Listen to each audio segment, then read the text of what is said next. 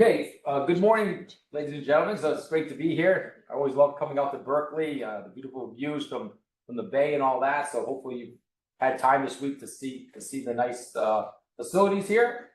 This is a DOE facility. People don't realize that. It's Department of Energy's facility, and it's managed by the university. So just this is part of the DOE compound of our whole national labs, which are the jewels of the U.S. Department of Energy. And so, you know, I've been working on facades windows and facades for 22 years, okay?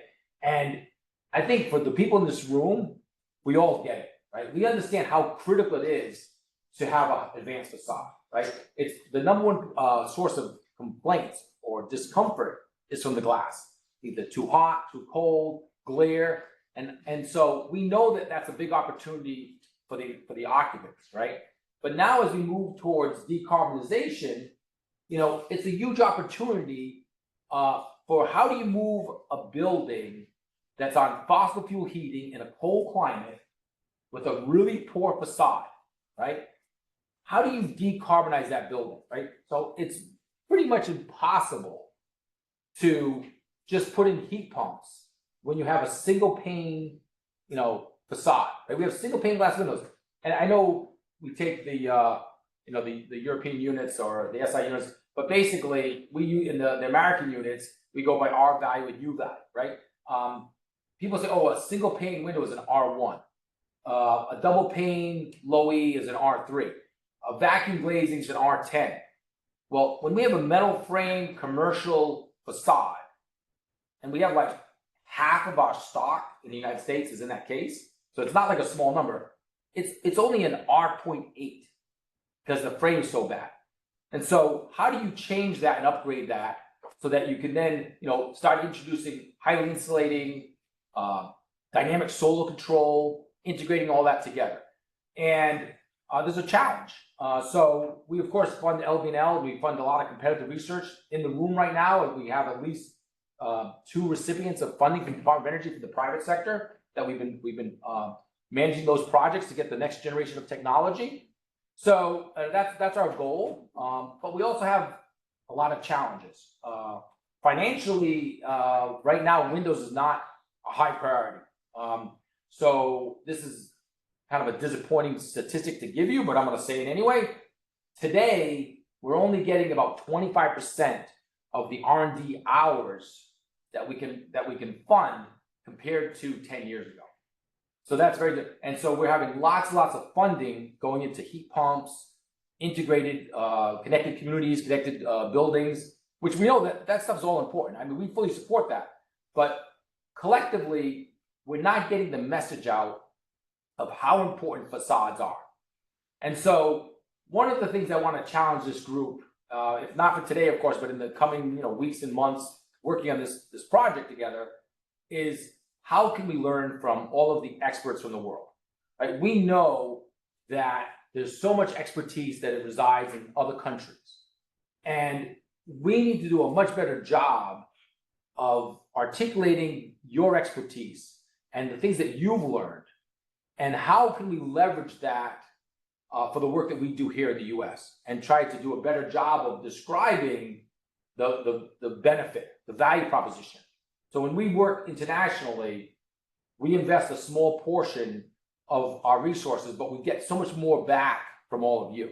And so how can we do a better job of bringing that in, right? And explaining that, especially when we start looking at new work plans and the future projects. Okay, what has been the past success from other people contributing, and how can we articulate that going forward? So are we leveraging our dollars, 1 to 3, 1 to 5, 1 to 10? We need to get things like that to help us along the way. And then the other thing is like, okay, so we've done some nice dynamic solar control demonstrations. And I joke with people, I'll say, okay, we do not need 3 PhDs to install a system, okay? I mean, like, the question is okay, how can we make this stuff easy? Like, really easy.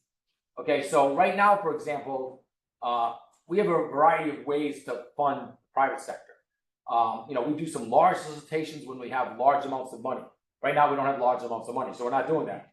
But we do have a thing called Small Business Innovation Research, which is looking for smaller companies. And right now, as we speak, we're evaluating proposals that are to go towards wireless systems. Go to systems that are much easier to control. How do we put all that together? And so we recognize it's not just the actual core technology, it's how do you integrate the technology?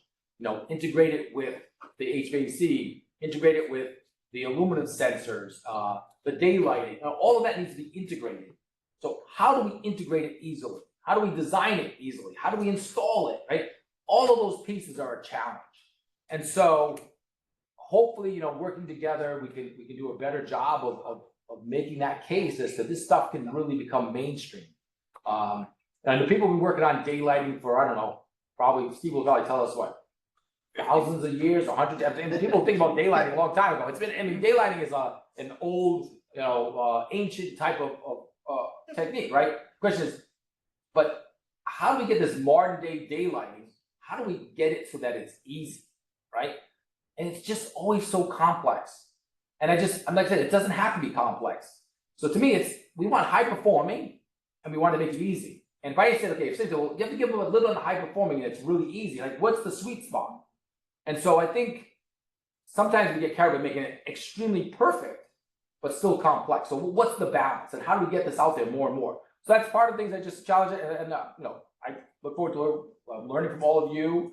I don't know if anybody has any questions about energy, but I think I'll just stop there. I could go on for a long time. I love this stuff. One last thing I want to say is that I actually been working for the federal government for 38 years, so it's been a long time. I've been at DOE for over 30 years, but I went on two sabbaticals. One was in the Asia Pacific Energy Research Center in Tokyo. I did that for 2 years. And then I went more recently in 2012 to 2015. I was at the International Energy Agency in Paris, and I was the desk officer for a variety of implementing agreements, which now we call them technology collaboration programs. And then we had a thing called the Business Coordination Group, and that was when we took in, and this particular TCP was one of those that we bring together at the IEA, try to get people to start getting, is the solar heating and cooling and EBC collaborating with the heat pumps, TCP, getting all those different ones to collaborate together as well. And that was one of the things that the IEA kept trying to do. So thank you so much. I wish you a good meeting. And if anybody had a question too for DOE, I'd be more than glad to answer anybody. No questions? Okay. All right. Thank you.